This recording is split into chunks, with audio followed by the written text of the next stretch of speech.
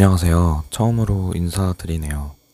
여러분들의 인턴 생활을 책임지게 될 준뱅커입니다. 제 취준 생활에서도 가장 탈도 많았고 제일 도전을 많이 했던, 그래서 제 첫 동영상을 언제 무엇으로 시작하면 좋을까 생각하다가 기업은행이 아무래도 좋겠다 싶었어요. 금공 인턴을 여러 개 하다 보니 깨달은 바가 생겨서 이제는 풀어놓을 용기가 조금은 생겨 이렇게 찍게 되었습니다. 요즘은 금턴이다 하는데 한 분이라도 꼭 기회를 잡는 데 도움이 되고자 여러분들께 선배로서 가장 취준생 시각에서 자소서를 바라보는 관점에 대해 가장 쉽고 명확하게 말씀드리고자 합니다. 제 소개는 잠시 줄이고 바로 본론으로 들어가도록 할게요. 첫 번째 질문이에요. 은행 중에서도 기업은행, 은행 인턴하면 기업은행이 유일한가요? 책임감이 막중해지는데 그만큼 굉장히 매력적인 인턴임, 경쟁률 또한 항상 높은 걸로 알고 있습니다. 여러분 인턴 경험이 있으시거나 처음이신 분 관계없이 시작점은 다르지만 결코 서류 전형에서 제가 차이가 없게 만들어 드릴 테니까 걱정 마시고 저만 따라오세요. 지원동기 문항 가장 어렵다고 많이들 하시는데 사실 저도 어렵습니다. 지원동기는 우리와 IBK 사이에 비밀을 터놓는 귓속말이라고 생각하면 편할 것 같아요. 위 문항을 써주실 때는 키워드를 정밀하게 다듬는데 초점을 맞춰주셔야 합니다. 어디서나 통할 법한 지원동기는 IBK도 여러분도 저도 원치 않습니다. 자신을 기준으로 비포 키워드랑 애프터 키워드가 필요합니다. 비포 키워드는 자신이 기업은행에 들어오기 전에 쌓아온 활동이나 경험을 토대로 만들어진 강력한 키워드를 정하셔야 합니다. 예를 들어 지속가능 프로젝트, 사회적 가치 활동, 스타트업 현장 실습, 창업, 고깃집 아르바이트 등 모두 다 좋습니다.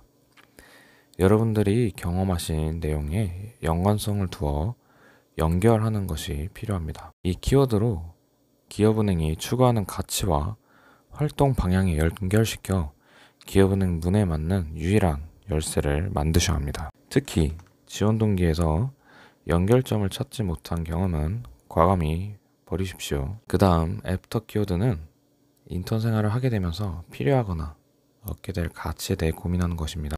예를 들어 민원이라는 단어가 있습니다.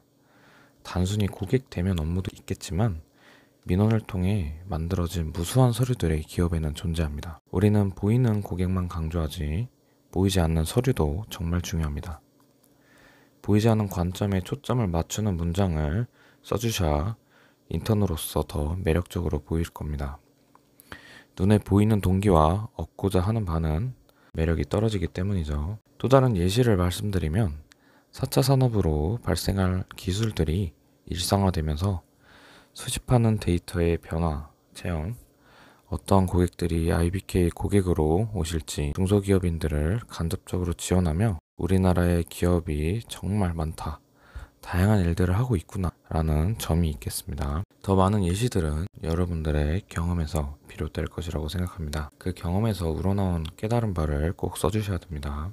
지원 동기와 얻고자 하는 바를 통해서 아직 여러분들은 예비 행원이지만 충분히 직원으로서 역할을 다할 수 있다는 모습을 자소서에 나타내 주셔야 합니다. 여러분들은 인턴이라고 생각하지만 고객 입장에서는 IBK의 직원이며 IBK 역시 여러분들이 직원으로서 잠시나마 최선의 역할을 다할 수 있는 재원을 뽑을 것입니다. 그럼 이제 2번 문항으로 넘어가 보죠.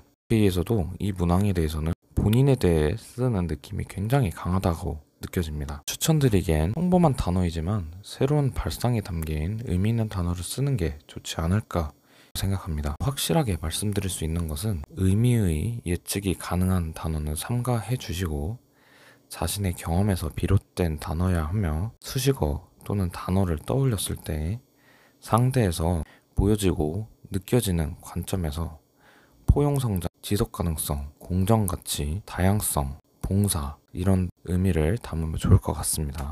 다음은 3번 문항입니다. 우리는 현실적이면서도 조금의 이상이 담긴 가장 꼭 이루고 싶은 목표가 있습니다. 10년 안의 버킷리스트, 현재의 노력, 앞으로의 계획, 조금 새해 관점에서 서술해야 됩니다.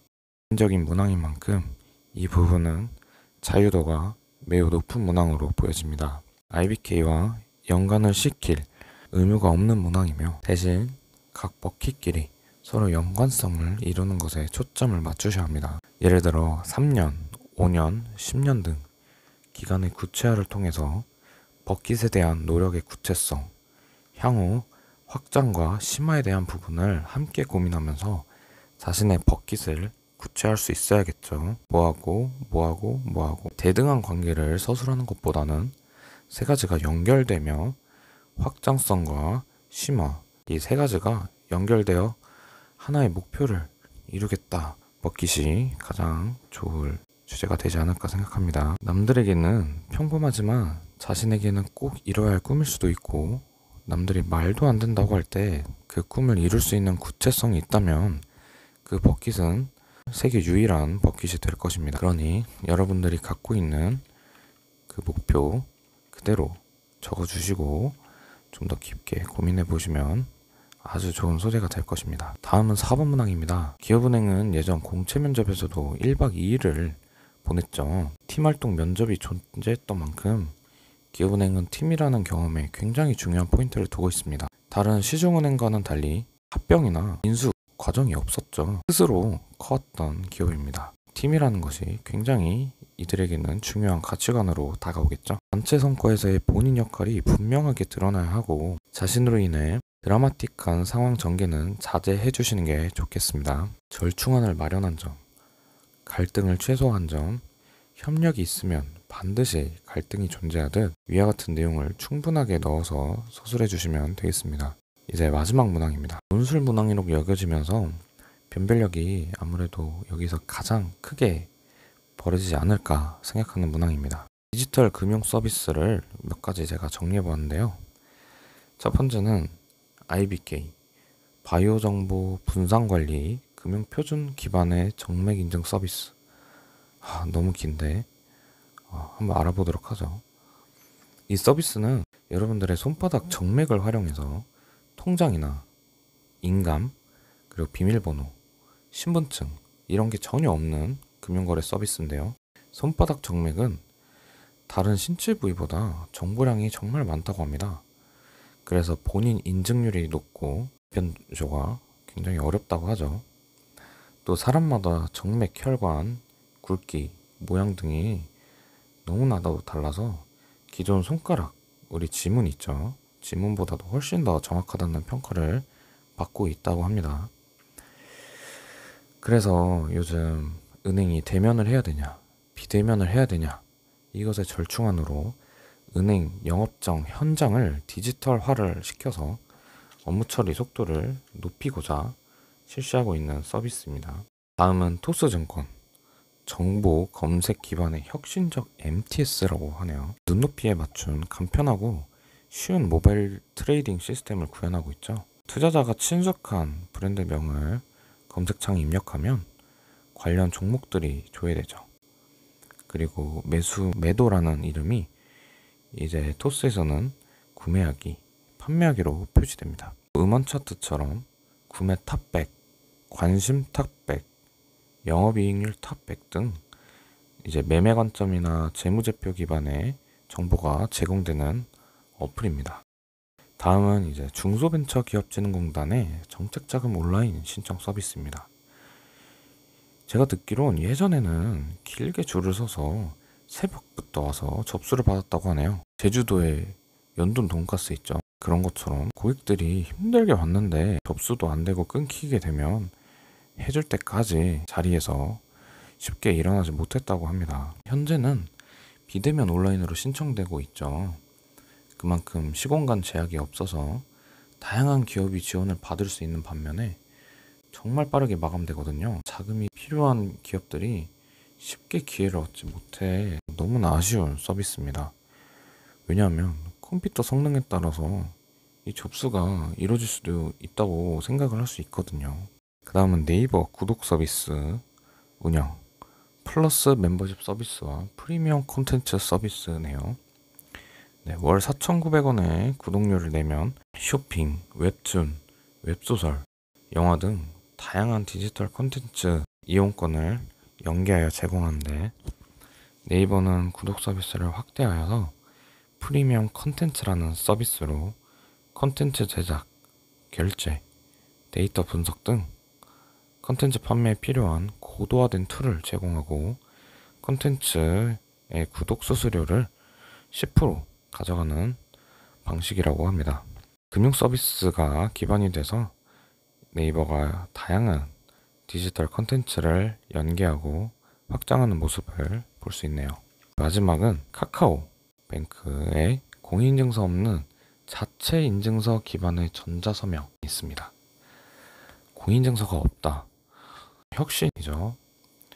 카카오뱅크는 기존 금융거래 고객에게 제일 불편한 게 느끼는 게 뭐냐 라고 물었대요. 그랬더니 편리하면서도 안전하게 라고 금융거래를 외쳤다고 합니다. 여러분, 편리하면서 안전할 수가 있을까요? 굉장히 이 모순된 단어지만 카카오뱅크는 고객들이 바라는 편리하면서 안전한 금융거래를 위해서 은행의 모든 서비스를 기획하고 설계하는 단계부터 편리성과 보안성을 함께 고려한 결과 이렇게 인기 있는 서비스로 자리 잡게 됐습니다. 구체적으로 카카오뱅크의 기기 인증과 자체 인증서는 고객 인증키 값을 S2라는 곳에 저장을 한다고 하네요. S2는 하드웨어 내 안전한 저장 공간이라고 불린다고 합니다.